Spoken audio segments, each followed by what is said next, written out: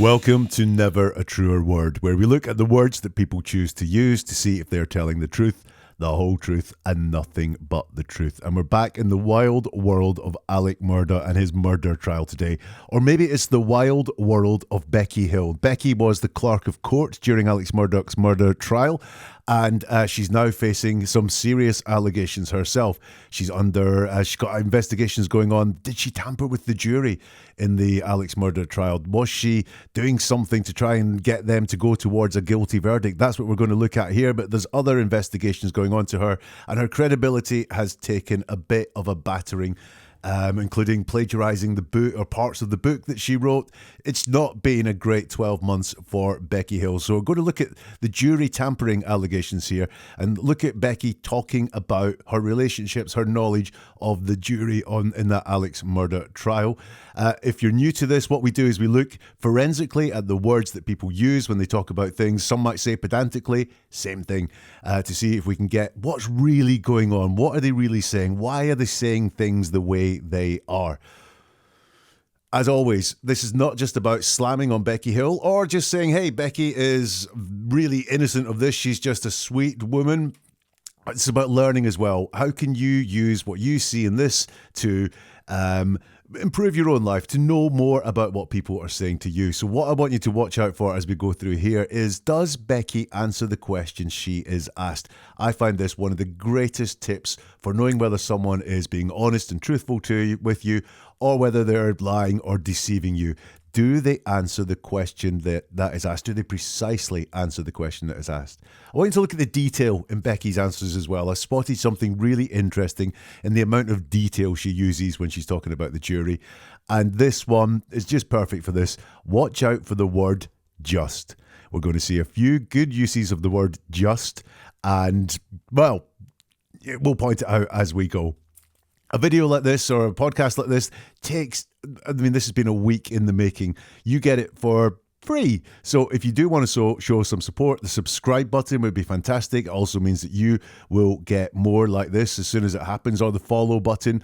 The like button as well is such a simple thing to press, but it's so powerful in getting this out to more people. Sharing as well. If you know people who would be interested in this, then please feel free to share it and tell the world about it if you know people that are interested.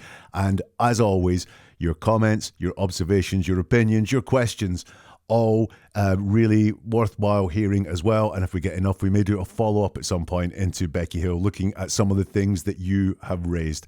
Okay, so let's go and look at what Becky Hill has been saying now. And we're going to start with a transcript from a hearing or a session that took place at the Alex Murdaugh trial with Becky and some of the lawyers involved about a Facebook post. So the first thing we're going to look at, the setup, the court. I presume this is the judge says, okay, well, let's see what Becky is talking about.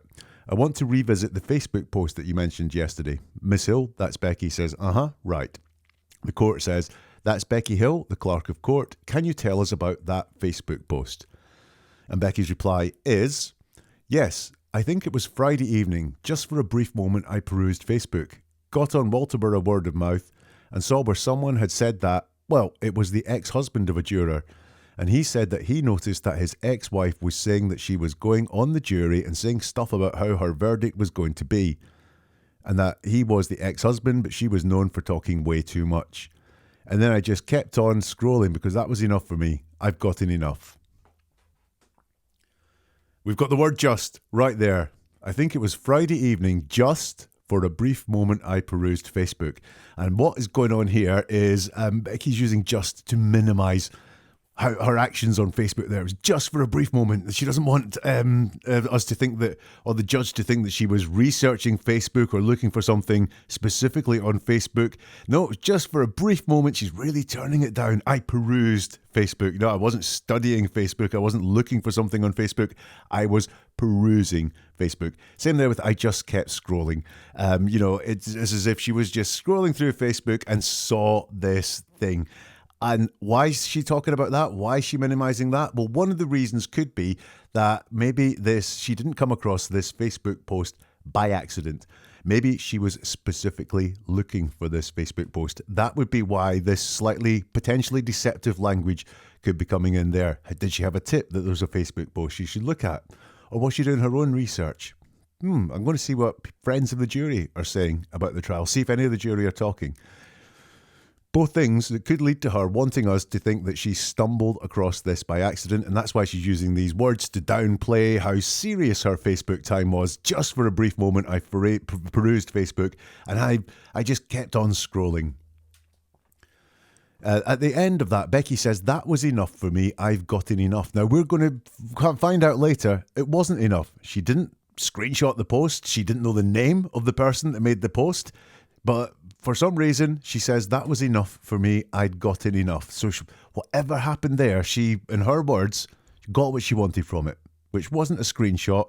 It wasn't the name of the person. She didn't make any notes. It wasn't a link. She didn't save a link to the post or the comment or anything like that. But she saw, whatever it was she saw, she thinks that was enough. Look how she refers to the person who made the post. First of all, she says, "Saw where someone had said that." So she called the person someone, and then she narrows it down and says it was the ex-husband of a juror. So she at first says someone did this, and then narrows it down to say the ex-husband of a juror. Interesting. Did she just misspeak when she said someone and wanted to be more specific? Or was it really just, well, there's a lot of things about this Facebook post. The one she's found wasn't made by the ex-husband of the juror. So is that why she said someone, first of all? Don't know. But some interesting things here about how she talks about this Facebook post, and there's lots more to come.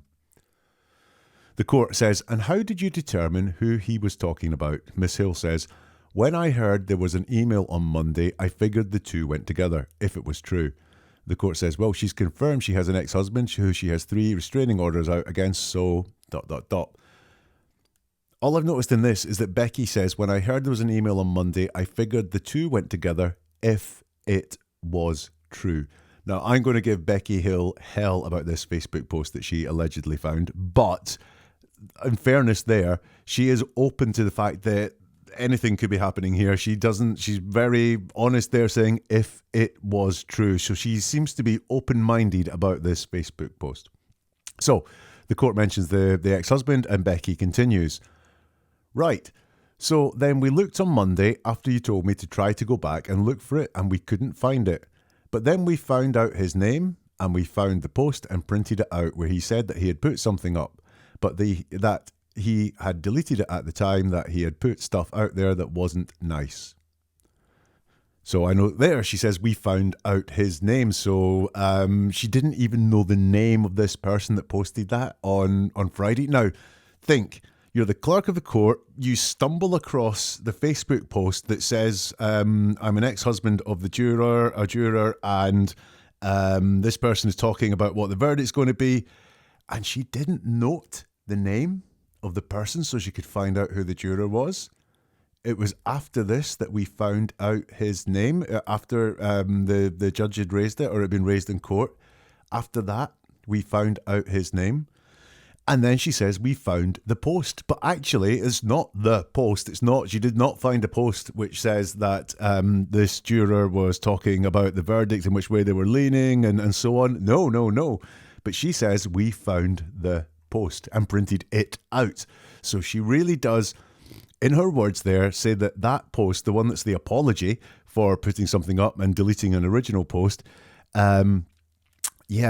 she's saying that is the post. So I do wonder if that is the post that she actually saw, and she never saw the alleged original post where the ex-husband allegedly, and he says he doesn't, put up a post saying that my ex-wife has been talking about the verdict. I wonder, because she uses found the post and printed it out, I wonder if actually what Becky saw was the apology post that had been deleted, and that is the post. And then this conversation just finishes with the court saying he said he got drunk afterwards. Mr. Meadows says something about the devil. Mr. Harputlian, didn't he say Satan was in it? Miss Hill says Satan was in it, yes. In all of the details, yes. The court says all right, and Miss Hill says made me do it, which I presume is Satan made me do it. The judge continues, "Okay, I just wanted to have that on the record. You're reading a Facebook post by the ex-husband who said it. Of course, you haven't talked with him, so you don't know where he got his information from." Miss Hill says, "I don't. I can find it, though." Mr. Fernandez says, we do know his name for what it's worth. The court said, do you think he'll be sober? And Miss Hill says, I don't know. Probably not, if I had to guess. So Becky Hill is asked, you haven't talked with him, so you don't know where he got his information from. And she says, I don't. I can find it, though. Well, you couldn't find it. Are you going to do an investigation? I'm interested why she can find where he got his information from. She couldn't find the original post that she claims to see. I don't think she did see that original post from that conversation. I think she may have been researching the jurors just from what is said there. I think she may have seen a post that was apologising and deleted something. I don't think there was ever this original post from Becky. I now have Becky talking about this in a TV show. Let's listen to what she has to say. Miss Becky, I was just wondering if you could elaborate on the juror that was dismissed in the middle of the trial. Well, let's see. The one that was dismissed toward the end? Yes, ma'am. Would this be the one that needed her dozen eggs to take with her? Yes, ma'am. Okay. Well, a little bit about her is she had posted something on Facebook, and maybe not just her, but actually her ex-husband of more than 10 years, and that she had not heard from in more than 10 years. And he had posted something on Facebook, and I just happened to notice it on a Friday night when I was in bed just perusing Facebook for just a minute. And when I went back to court on Monday, the judge was talking to the lawyers. They had brought something to the judge's attention, and I happened to be in the chambers with them, and I remembered seeing what I saw, and I told Judge Newman about it. So I had one of my staff go back and find it. We had a little trouble finding it, but she's such a great internet sleuth that she found a post that had said what he had said he was sorry for posting something before the weekend, and that kind of like the devil made him do it, sort of, so to speak. And so we found that, we printed it out, took it to the judge, and he talked to the attorneys about it. They did call in the parties involved and maybe the people that were talked to. So they got down to the bottom of it, and it just came to the point that both sides just couldn't take any chances on anything she would have had to say to anybody else that would have gotten out there. So she was dismissed. But before she was let go, the judge asked her what she needed to get from the jury room, and she had a dozen eggs that she needed to take with her. Spot some similarities there. The caller asks, Miss Becky, I was just wondering if you could elaborate on the juror that was dismissed in the middle of the trial. The question is, could you elaborate on the juror that was dismissed in the middle of the trial? Becky then talks about the eggs, just to define exactly which juror that the caller is talking about. And Becky says, well, a little bit about her is she had posted something on Facebook, and maybe not just her, but actually her ex-husband of more than 10 years, and that she had not heard from in more than 10 years. And he had posted something on Facebook, and I just happened to notice it on a Friday night when I was in bed, just perusing Facebook for just a minute. Becky starts off by saying a little bit about her. She's been asked to elaborate, and what Becky's actually saying is, I'm not going to tell you everything, I'm going to tell you a little bit about her. Some common things with the conversation that she had with the judge in court. Look, who posted this thing on Facebook? That Becky says she had posted on something on Facebook. That's the juror. She had posted something on Facebook. Then says not just her, but actually her ex-husband. So she doesn't correct it properly there. You know, if she misspoke and said she posted something on Facebook, actually, no, she didn't. Her ex-husband posted something on Facebook. But no, she says she had posted something on Facebook. Not just her, but actually her ex-husband. So interesting there. And then finally, and he had posted something on Facebook, which is the ex-husband. So she attributes this Facebook post to 3 different people in the space of, 20, 30 words? Another thing that's familiar, so that we've got she's not quite sure who posted this on Facebook. And again, she's wanting to say how casual finding this Facebook post is. I just happened to notice it on a Friday night when I was in bed, just perusing Facebook for just a minute. She wants to make this seem so casual, and I think she tries so hard to make this casual. It was anything but casual. Whether she'd had a tip-off from someone that this Facebook post was around, or whether she was doing some research that she probably shouldn't have been doing, I don't know, but that's what I think. She's overly trying to make this seem casual. Becky carried on with the answer and said, and when I went back to court on Monday, the judge was talking to the lawyers. They had brought something to the judge's attention, and I happened to be in the chambers with them, and I remembered seeing what I saw, and I told Judge Newman about it. More of this casualness. I happened to be in chambers. Again, why is she trying to make this all seem so casual? Was she actually hanging around or hoping to get a bit of the action? I don't like her way of talking about this Facebook story at all. There's too much in it that is open to double meaning and deception. Becky says, I remembered seeing what I saw. A very distant way of talking about something. Not, I remembered what I saw. It's, I remembered seeing what I saw. It's just much more passive and distant way of talking about a memory. And also, the lawyers had brought something to the judge's attention. So it wasn't this Facebook post, it was something had been brought to the judge's attention. Becky continues, so I had one of my staff go back and find it. We had a little bit of trouble finding it, but she's such a great internet sleuth that she found a post that he said what he had said he was sorry for posting something before the weekend, and that kind of like the devil made him do it, sort of, so to speak. So no detail there about what he was sorry for posting, not sorry for posting stuff about my ex-wife or sorry for saying my wife was talking about the verdict or anything like that. Just sorry for posting something. Once again, we had a little trouble finding it. You didn't find it. You did not find the post you allege you saw, Becky. You didn't, unless the post you saw was this apology post, and then you would have found it. Becky continues, and so we found out. We printed it out to the judge, and he talked to the attorneys about it. They did call in the parties involved and maybe the people that were talked to, so they got down to the bottom of it and just came to the point that both sides just couldn't take any chances on anything she would have had to say to anybody else that would have gotten out there. So she was dismissed. Always look for the word just. This is my tip. If you want to see deceptions happening, if you don't really trust something, find the word just. And then someone saying just, it doesn't mean they're lying. It doesn't mean they're deceiving. But if you see the word just, analyze what comes after it, because very often there's something really important that comes after it. And here it is, just couldn't take any chances on anything she would have had to say to anybody else that would have gotten out there.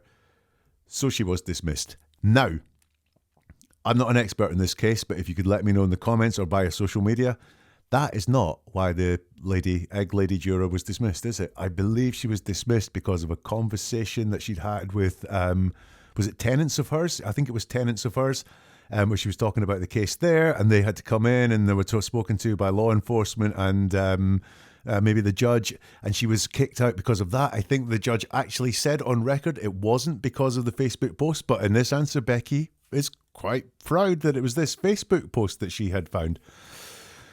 Really interesting. What's really interesting about using Becky's words these ways is that all this and the interviews that we're going to look at all come from before she faced any of the allegations. So she's talking free and easy. She's under no suspicion of anything. She's under no dark clouds or any allegations. So she's talking freely and easily. Here, she's quite happy to take credit for something that didn't happen, and it certainly didn't happen the way that she says. Let's have another look now. This is her promoting her book in this interview. You wrote in your book, though, about sometimes juries come together, sometimes they don't. But you wrote that this jury was almost like a family. I mean, they were so close. Tell us a little bit about how those relationships developed and how they evolved over the course of the trial. They bonded immediately from the time that they met back in the room, and they were all picked together on Tuesday of January. And they were prayerful. I believe I say this in my book. They were very perceptive, and they were just a pack. They stayed together. They treated each other like family. I could tell just from talking to the jurors about daily things, nothing about the trial at all. But I've been around a jury for a long time, different juries for a long time, and you get to know the layout of a jury, and just you can get a feel from how juries are going to be. And I learned that this jury they were tight. They started every morning out with prayer. They were very watchful. They were very perceptive in the things that they were listening to, the things they were watching during the trial, especially when we went to Moselle at the very end of the trial. That was very telling. And just by observation, I knew that the verdict was already pretty sealed when we went to Moselle. There wasn't going to take much, and I knew it wasn't going to take long for them to come to a decision about a verdict. So she's asked about the jury. The question there is, tell us a little bit about how those relationships developed and how they evolved over the course of the trial. Becky says they bonded immediately from the time that they met back in the room, and they were all picked together on Tuesday of January. And they were prayerful. I believe I say this in my book. They were very perceptive, and they were just a pack. They stayed together. They treated each other like family. I could tell just from talking to the jurors about daily things, nothing about the trial at all. So she's been asked to tell us about the jury and how this evolved. So what did she tell us about the jury? She says the first thing she can say is they were prayerful. Okay? The second thing was they were perceptive. Then a pack. Then they stayed together, which is the same thing as a pack, and they were like family, which again is the same thing as staying together and a pack. So she doesn't really tell us a lot there. Now, why is that? Is it because she doesn't know a lot or she's holding something back? But there's not a lot of information there. They pray, they were perceptive, and they stuck together. Every time, and I've looked at lots of Becky videos to get what I've brought up here in this analysis, in all the excerpts that we're going to look at from here on in, when Becky's just talking, she is just answering interview questions and she's trying to sell her book. She talks about the formalities, about the fact that she couldn't talk to the jury about the trial, or there were some restrictions on what it was, how she could interact with the jury. She was very cognizant of them. They definitely were high up in her mind, and I see not very much deceptive about that. I don't think that she's saying these things out loud so that any of these allegations, they haven't been raised at this point, but, just to stop any allegations being raised like that. And she says here, I could tell just from talking to the jurors about daily things, nothing about the trial at all. Now, it really could be that she's mentioning this because she was breaking the rules and talking to them about the trial, which is what the allegations are. But at the moment, just from seeing that, I think that this is just part of how she operates. She knows the rules, and she is very clear to say that she knows the rules, and this is how I interacted with the jury. Becky continued saying, but I've been around a jury for a long time, different juries for a long time. And you get to know the layout of a jury, and you can get a feel from how juries are going to be. And I learned that this jury, they were tight. They started every morning out with prayer. They were very watchful. They were very perceptive in the things they were listening to, the things they were watching during the trial, especially when we went to Moselle at the end of the trial. That was very telling. And just by observation, I knew that the verdict was already pretty sealed when we went to Moselle. There wasn't going to take much, and I knew it wasn't going to take long for them to come to a decision about the verdict. So she tells us more about the jury here. Or does she? She says they were tight. Again, that's a repetition of something she said before. They started every morning out with prayer. Again, a repetition of what she said before. They were watchful. I think that's new. But then they were perceptive and they were watching. We've had those before. So she doesn't tell us very much about the jury. I don't think she actually knew very much about the jury. I think what might be happening here is that she's trying to be the woman on the inside because she has a book to sell, and what's going to sell a book is going to be on the inside of one of the biggest, most attention-grabbing murder trials of the decade. But she doesn't have a lot to say about the jury. I don't think she was that close because she doesn't have anything perceptive to say about them. She's padding out her answer. She talks about just juries in general, although she's been asked about this jury. She's like, I've been around a jury for a long time, different juries for a long time. And then you get to know the layout of a jury and you can get a feel for how juries are going to be. So she isn't even talking about herself. She talks about herself and says she's been around juries for a long time. But as you get a feeling for the layout and you get a feel for how juries are going to be, she's padding out her answer. She doesn't have much to say. And also note, she says this is how juries are. She gets a feel for how juries are going to be. She's been asked how this jury was. I don't really think, she talks about going to be, don't think she knows very much about what this jury was. I don't think she was that close to them around the trial, certainly from the words that she uses here. And again, she's alleged to have had conversations with the jury about their verdict, about trying to push them one way through this. But she says here, again, she's under no pressure. She's trying to sell a book. Just by observation, she guessed what the verdict was going to be. So she's not saying, oh, I could tell, I knew. She's just saying by observation, I was looking at them, I could see how it was going to be. And it was pretty sealed. It wasn't 100% sealed, just pretty sealed when we went to Moselle. Let's hear a bit more from the same interview. Well, let me ask you about that field trip. That's one of the most baffling parts of this trial. It was requested by the defense attorneys. They felt that it would show logistically that Alex Murdaugh couldn't have committed the crimes of which he was convicted. But you said in the book that was what sealed his fate, that it actually worked against Murdaugh. Tell us about that, It Becky. did. The defense attorneys thought that it was going to be used in their favor. That's why I think they requested it, and Judge Newman granted it. So when we were out there on the property and walking side by side, there was hardly any conversation, no talking at all. And everyone was doing their own measurements in their own way. They were walking things out, I think going over in their mind what they had heard throughout the trial and putting it all together. It was very heavy out there that day, seeing all the jurors contemplating and in thought of what they were looking at and seeing with their own eyes. I don't think that the defense attorneys thought it would go that way. So she's asked the question, tell me about the field trip.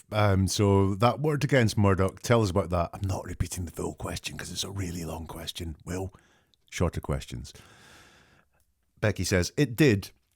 If you know the defense attorneys, they thought that it was going to be used in their favour. That's why I think they requested it and Judge Newman granted it. So when we were out there on the property and walking side by side, there was hardly any conversation, no talking at all. And everyone was doing their own measurements in their own way. They were walking things out. I think going over in their mind what they had heard during the trial, putting it all together. It was very heavy out there that day, seeing all the jurors contemplating and in thought of what they were looking at and seeing with their own eyes. I don't think that the defense attorneys thought it would go that way. I'm going to look at pronouns here. Look at how she describes herself, the jury, and herself and the jury together. And you can see that she talks about we. So when we were out at the property, now she was there with the jury, so we is perfectly understandable there. They travelled together, so we would be there, would be understandable.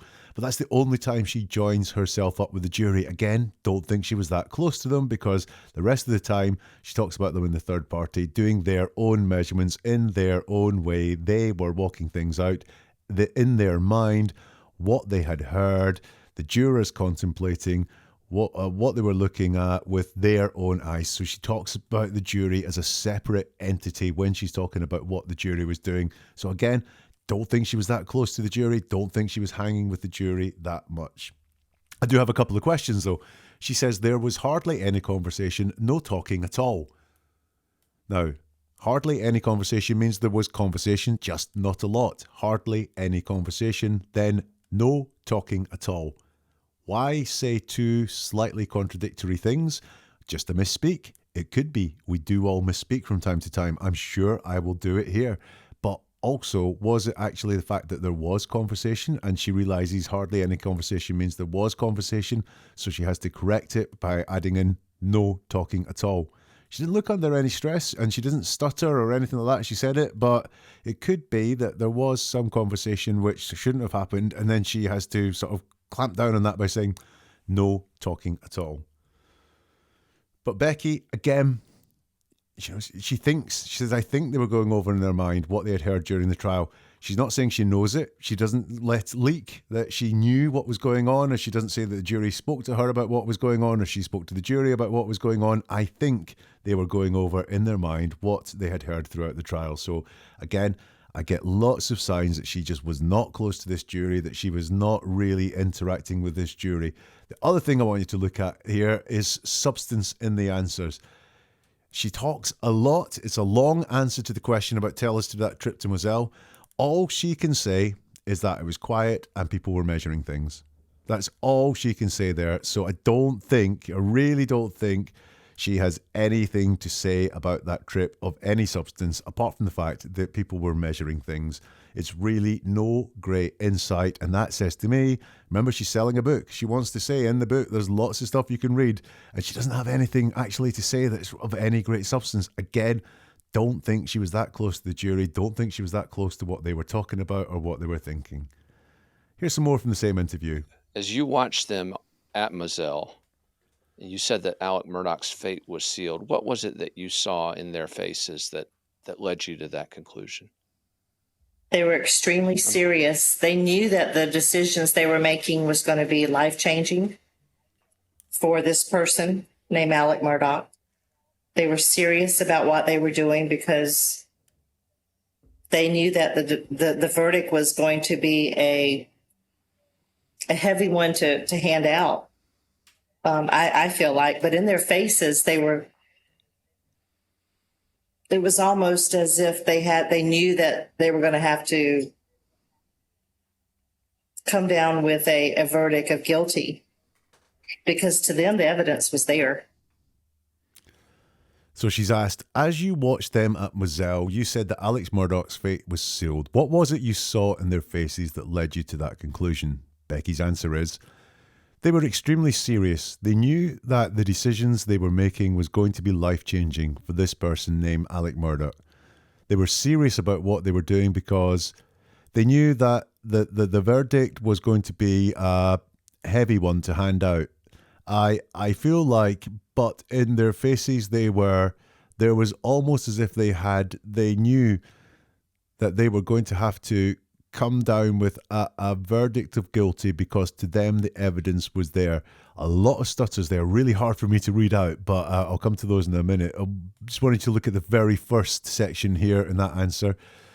They were extremely serious. They knew the decisions they were making was going to be life-changing for this person named Alex Murdaugh. They were serious about what they were doing because they knew that the verdict was going to be a heavy one to hand out. I could have answered that question and I wasn't there. Again, just a real lack of detail. I don't think she has any insight into them whatsoever, because these are just things that would be generally true. You go on a field trip in a murder trial, you're going to be serious. You know you're in a murder trial. The decisions you make are going to be life-changing for that person. You know you're going to be serious about it, and you know the verdict is going to be a heavy one. So she has no insight into this jury whatsoever. But this question does stress her out a bit because she stutters the verdict. I feel like they knew. That indicates there's some stress there in answering this question. Is it stress? I mean, I don't think it's stress from hiding something. I think it's maybe stress from having to word something really carefully. They knew the verdict was going to be a heavy one to hand out. Well, the verdict is not there until the deliberations are all over. So is that what's going on there? It could be, they knew the verdict was going to be a heavy one to hand out. Did she have some insight that everyone was leaning towards guilty, and the stress is caused here by trying to make sure that she doesn't let slip that she had that insight? That is possible with this stress. However, she does, again, she said, I think earlier, and now we've got, I feel like, and there was almost as if. So she's not 100% sure, and she's going very much in her emotions and her feelings there as well. Here's Becky talking about the trip again in a different interview. Tell me what else you remember about that day, and what the jurors thought about that day. Oh, everyone, just by speaking with our eyes, because we did have an order from the judge not to speak verbally a whole lot. And so the jurors were each walking out their own thoughts in their mind and the things that they had heard during the trial, and measurements that were given to them. We didn't have a yardstick and we didn't have a measuring tape. This was not about scientific evidence. It was It was not. something you felt inside when you were there. Absolutely. Now, absolutely. Becky is asked to tell me what else you remember about that day. That's the trip to Moselle, and what the jurors thought about that day. And Becky says, everyone, just by speaking with our eyes, because we did have an order from the judge not to speak verbally a whole lot. And so the jurors were each walking out their own thoughts in their mind and the things they had heard during the trial and, measurements that were given to them. We didn't have a yardstick and we didn't have a measuring tape. We've got, again, some real consistent stuff from Becky. Once again, and again, she's just selling a book. So she is talking about, she's aware, an order from the judge not to speak verbally. So, in everything that we're going to look at, she does bring up these conditions about how she had to interact with the jury in a casual way. I don't think she's trying to convince us or persuade us that she did this the whole time. But once again, remember there was hardly any conversation. No one was talking. Well, here we have an order from the judge not to speak verbally a whole lot. What does that mean? Were you allowed to speak verbally a whole lot? A little? That's what that is, because you weren't to speak a whole lot. Checking on the pronouns again. We were speaking with our eyes because we did have an order from the judge not to speak verbally, and that's her joined together. But then again, she sets herself separately. The jurors were each walking out their own thoughts in their own minds, things that they heard during the trial, the measurements that were given to them. They were, and she changes it, and she says, we didn't have a yardstick, we didn't have a measuring tape. And I think the we there is the court. She's part of the court. So again, she's definitely separate there in her mind, I think, from the jury. Did she answer the question? Tell me what else you remember about that day and what the jurors thought about that day. She has no insight into the jurors' thoughts. She really doesn't been able to tell us what the jurors thought. It's finished with, this was about scientific evidence. It was something you felt inside. And she replies, absolutely, absolutely, absolutely. Can be a word like just. It's not a synonym for yes. If someone says absolutely, dig in. Do they really, really believe it? I don't think there's anything here that there's any big red flag for us on Becky. I just wanted to point it out. When someone says absolutely, and when they say it twice, have a look at it. One final quick bit of Becky Hill to analyse. And then the rumor mill starts. Well, I heard they didn't need dinner because they were going to they thought they would finish up. Was that something that you heard, that they were close? I was the one. Well, I always go and check with the jury if it's around supper time. And I did what I usually normally do. And I went and checked with our bailiff, Bill Polk. And he went to go check with the forelady. And that's what he came back and told me that she said. I said, okay. And it wasn't long after that.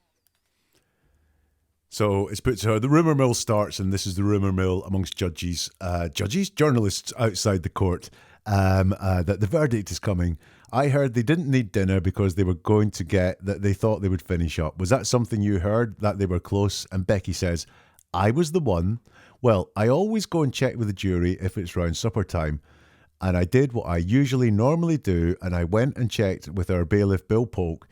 And he went to go check with the forelady, and that's when he came back and told me that I said, okay, and it weren't long after that. Now here she does seem to be saying that she interacts with the jury. I don't know the rules. Maybe it's fine that she interacts with the jury around supper time, but she says, I was the one. And she puts herself at the centre of it. And then she seems to backtrack a bit. I always go and check with the jury, she said. So I go and check with the jury. But then she tells us that actually I did what I normally do, and went and spoke to the bailiff.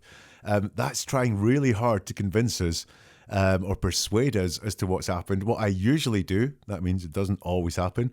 What I normally do means it's not what always happens. But here she's saying, I did what I normally do and checked with the bailiff. I wonder if there's a little bit there that maybe she was actually speaking to the jury, but it seems to only be about supper. To be fair there, it only seems to be about supper. And she says it was Bill Polk that passed on the message. So there you go. We've had a look at Becky Hill, and we've had a look at Becky Hill talking about the jury. So what do you think? Has she been up to no good? Has she been tampering with the juries? Has she trying to be getting information from them about which way they were leaning during the trial, or persuading them to go other ways from the words that you've seen there? What do you think? Well, here's what I think. There is something iffy about that Facebook post story. Consistently, she tries to make it seem like she stumbled across it very casually. I think she was looking for it or doing some research. And I don't think she ever saw the post that said that the juror was shooting their mouth off. I don't know why she says she saw it, whether she just assumed that that's what had happened or whatever. But there is something very iffy about that Facebook post story and the telling of it, and the fact she took the credit for it in the second interview, even though that's not why the woman was dismissed from the jury. But apart from that, I don't think she was that close to the jury. She was aware of the rules of engagement with the jury, very casually was mentioning that.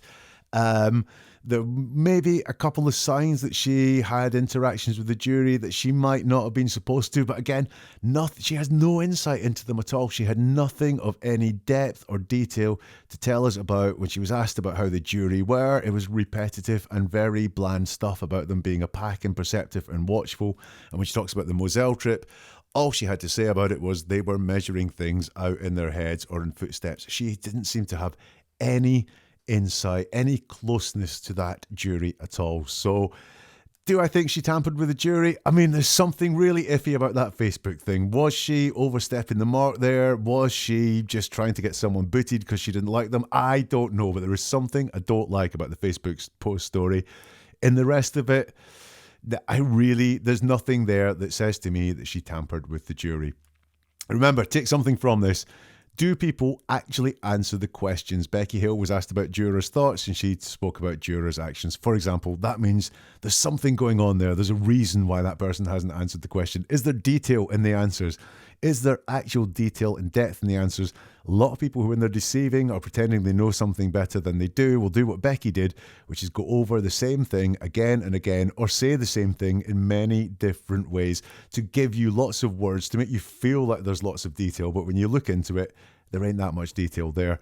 And hopefully you also picked up when you hear the word just, it doesn't mean you're being lied to, but there's a chance you are. So look what follows just and ask yourself, is that true? Is that deception? Is that a lie? The word just, the key to uncovering a lot of deception.